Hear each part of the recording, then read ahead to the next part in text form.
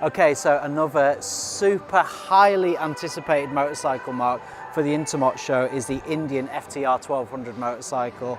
Brand new in.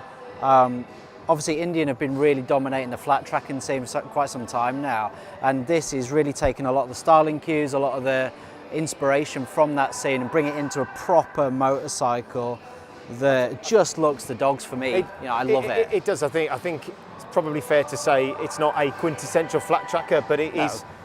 It's been a hugely anticipated motorcycle. And quite a long time in coming, to be fair. There's been a lot of talk, a lot of rumour, a lot of speculation in the press about what we were actually going to get. And in fairness, they've remained fairly true to the concept. There's an FTR1200 race bike over there, and what they've deliberately done is placed one of these next to it. And you've got to say the silhouette. It looks so similar. There are a huge number of similarities. Yeah. The other thing that strikes me, which I think is hugely important, is it does look like a true production bike. Yes. It looks really well finished. And I had some misgivings about that. This is a big step away from what Indian normally do. Yeah. We all know what they do. In fairness, they've done a great job in the UK, particularly with the Scout Bobber. They are very successful bikes, and they've been able to build on that in the UK market. But this is a hugely important bike in terms of cracking UK and Europe in a much more significant way. And I've got to say, they've made a great job of it. I think they have too. I mean, it's a beautiful bike. It's a 1200cc, it's 120 horsepower. Yeah, which again, it's going to be really interesting to see how it compares when they stand it up against the equivalent bikes in the market. Starts at 11,500, I think, for the standard bike. This is the S version. Yeah, okay. So it comes a bit more money.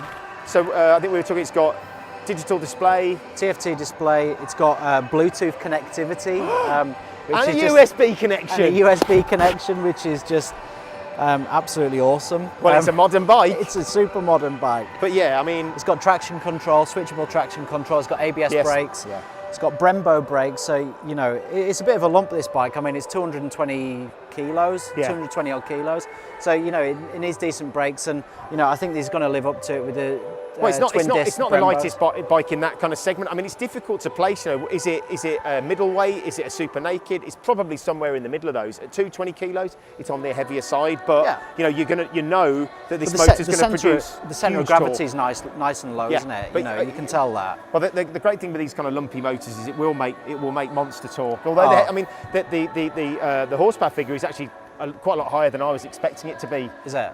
I've got to be honest. 120 sounds pretty juicy. Yeah, it does.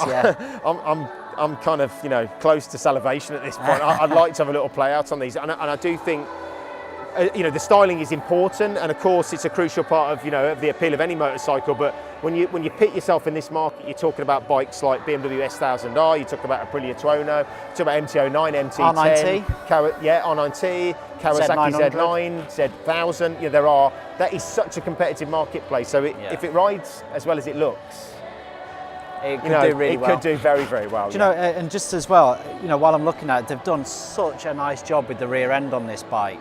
I'm a sucker for this. Just a completely clean-cut rear seat. I mean, the architecture around this, it's very, very difficult to make this look super sexy. But for me, I absolutely love having that.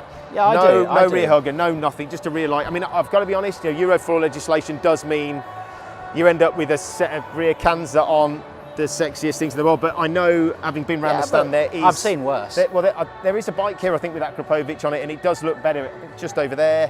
There's going to be a load of aftermarket solutions for that. If somebody looks at that and thinks, and a nice tail tidy as well on it, Mark. Well, new exhaust, nice. Maybe you will, maybe you won't. But imagine if you got rid of that and changed the exhaust. No touching, by the way, Aaron. We've been told you're not allowed to touch the bike. Okay. But I think this is a phenomenal machine. Yeah. Super excited for this one, and I think it's going to get highly acclaimed, assuming that it rides the way it looks. Yeah, you're not wrong.